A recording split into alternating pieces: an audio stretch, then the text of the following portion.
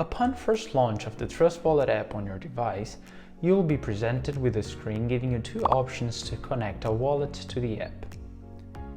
To create your first multi-coin wallet with the Trust Wallet, simply tap on Create a new wallet. Tick the acknowledgement box below and tap on Continue. Now it's really important that you save your recovery phrase. It's the key to your crypto wallet. You can write it down or select Copy and save it on your secure password manager of choice.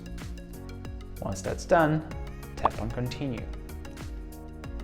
Verify your recovery phrase by tapping on the words below on the same order they showed previously on your recovery phrase screen.